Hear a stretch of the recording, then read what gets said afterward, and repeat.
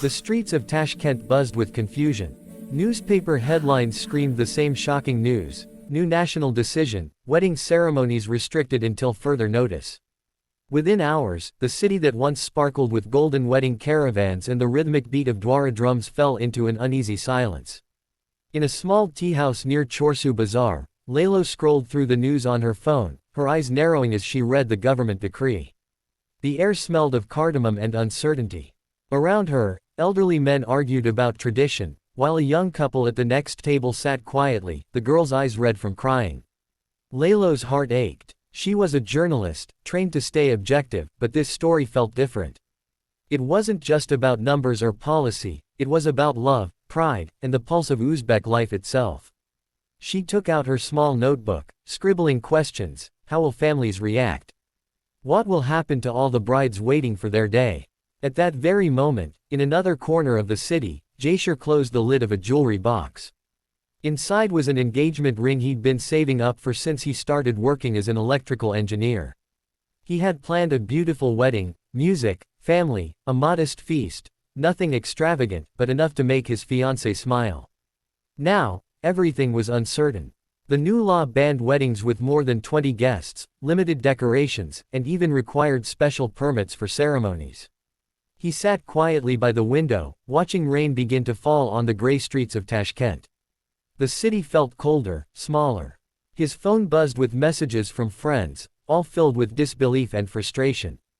But one message stood out, from his fiancée: Jaisher, maybe it's a sign. Maybe love isn't about the wedding. Maybe it's about us. That night, the television broadcasted the president's address explaining the decision, words about economic responsibility, discipline, and national modesty. Lalo watched from her small apartment, her fingers trembling. Something deep inside told her this was more than just a regulation. It was the beginning of a story that would test the strength of hearts across the country, including her own. 2 days after the decree, the newsroom at Tashkent Times was filled with tension. Reporters whispered in corners, screens glowed with drafts of unfinished articles, and the editor-in-chief paced across the room, worried about which lines might cross the limit. Lalo sat at her desk, rereading her own report. It was supposed to be a neutral piece about the government's new policy, but she couldn't ignore the emotion in her writing. Each sentence carried the voices she had heard from the streets. That morning, she received a call from a friend who worked at a community center. "Lalo, you should come. There's a group of young couples here, they want to talk." They're angry, but also scared. Lalo grabbed her recorder, notebook, and camera. Outside, the sun was bright but the city felt gray. Billboards that once advertised bridal salons were now covered with posters promoting simplicity and order. The music shops that rented out wedding sound systems had closed their doors. It was as if joy itself had been suspended. At the community center, she found a small crowd gathered, brides clutching canceled invitations, grooms arguing with clerks about permits, mothers holding back tears. One young man stood apart, his expression quiet, calm. Lalo noticed the tired look in his eyes, a mix of frustration and sadness. She approached him gently. "Are you one of the couples affected by the restrictions?" she asked. The man nodded. "Yes. My name's Jaisher. We were supposed to marry next month." Lalo switched on her recorder. His voice was steady, but there was a heaviness behind it. "I don't blame the government entirely. I understand their reasons, people spend too much. But they forget, weddings aren't just about money. It's about our families, our memories, our unity. Now, they've taken that from us." Lalo looked at him, intrigued. Unlike others, he wasn't shouting or crying. There was quiet strength in his words. She asked if she could follow his story, document how he and his fiancée were coping. He agreed, not knowing this small decision would change both their lives. As they walked outside, the call to prayer echoed softly over the city.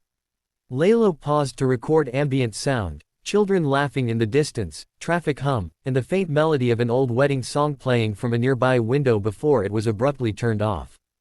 Jaisher looked up and smiled bitterly. "It's strange," he said. "Even the music seems afraid now."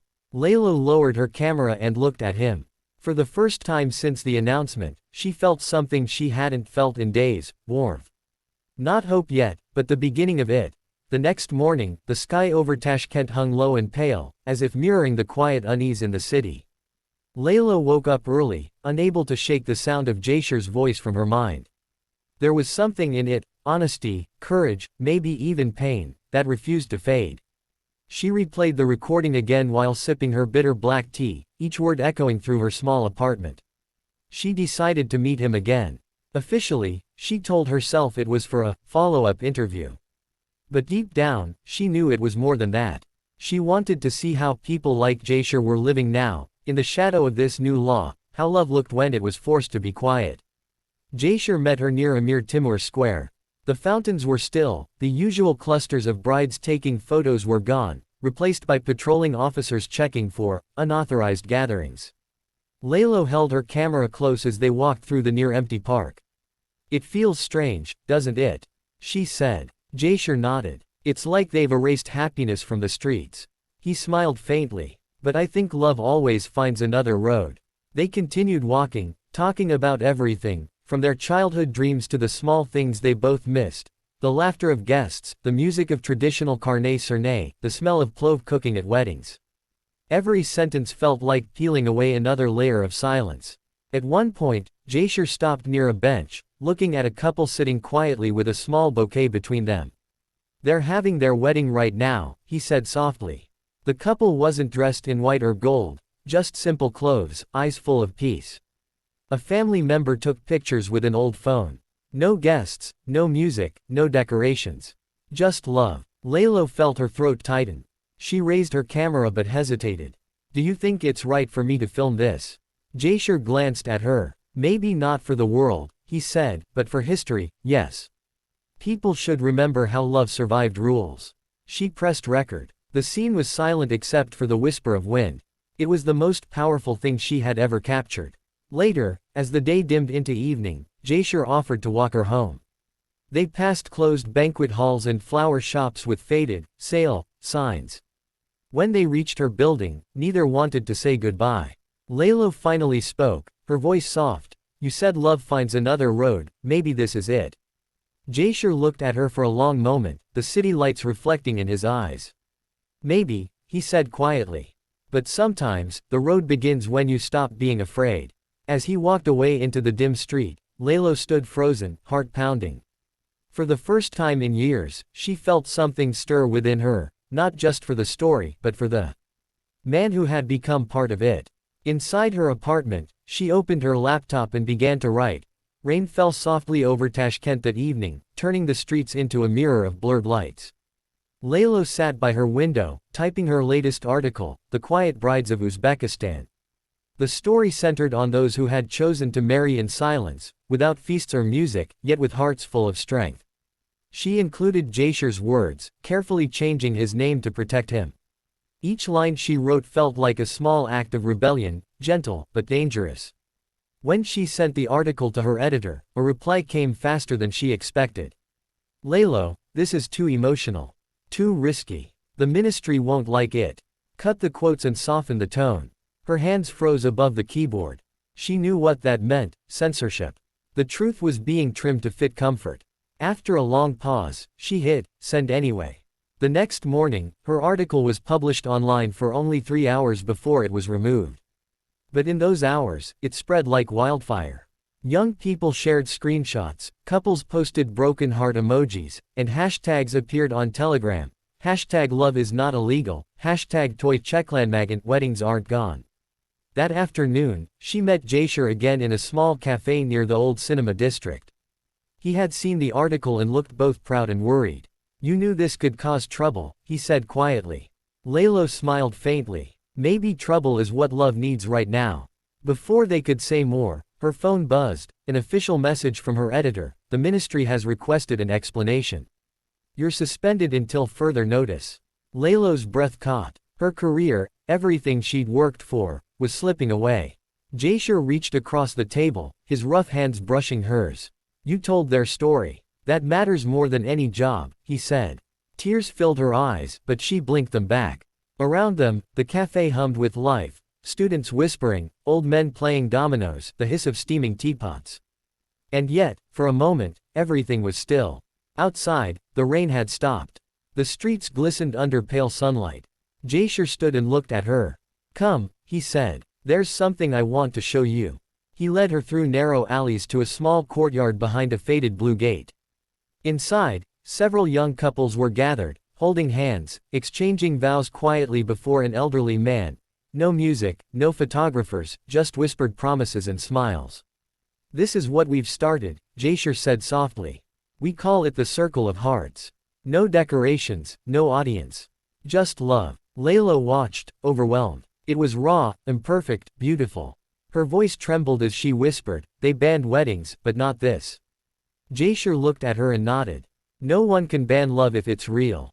That night, under a flickering streetlight, he walked her home again. The silence between them was no longer heavy, it was full of meaning. Before leaving, Jaisher turned to her, eyes full of quiet determination. "If they take your voice, I'll make sure they still hear your story." Layla smiled through tears. "And if they take your freedom," she said softly, "I'll make sure they know why." A cold winter wind swept across Tashkent weeks later, carrying with it both silence and tension. The government had tightened its grip, new surveillance laws, stricter penalties for unauthorized gatherings, and rumors of arrests linked to the Circle of Hearts. The air was heavy with fear. Yet in small corners of the city, people still whispered, still met in secret, still believed. Layla hadn't written publicly since her suspension. Her editor stopped answering calls, and plainclothes officers had begun asking questions about her recent activities. But she refused to disappear.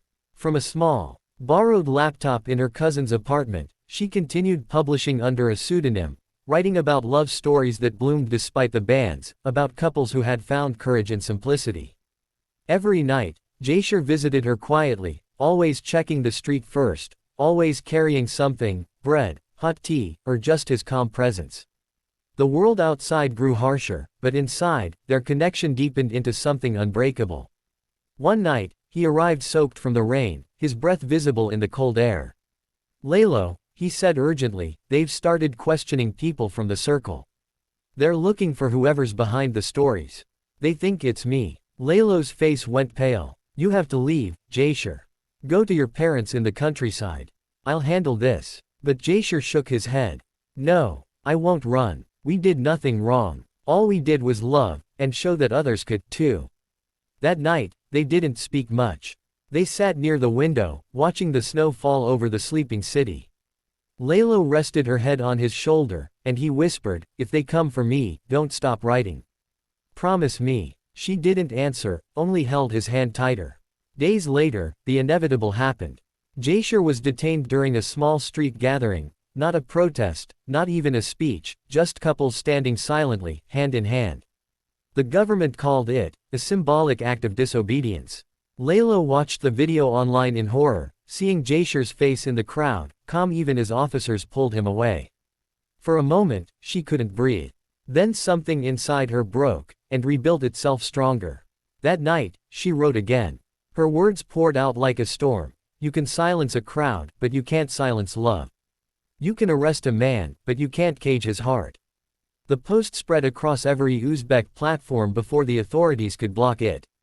Thousands shared it. Strangers began leaving flowers outside government buildings. Couples posted photos of themselves holding hands with the caption, #ForJaisher, #love is not illegal. 2 weeks later, after mounting pressure and quiet outcry, Jaisher was released. Thin, tired, but smiling. Laylo met him at the edge of the old bridge over Angkor River, where the city lights shimmered in the water. He said nothing at first, just took her hands. "I told you I'd come back," he whispered. Laylo's eyes filled with tears. "And I kept writing," she said softly. There were no guests, no ceremony, no witnesses, just the cold air, the hum of the river, and their hearts beating in rhythm. Under that bridge, they exchanged vows.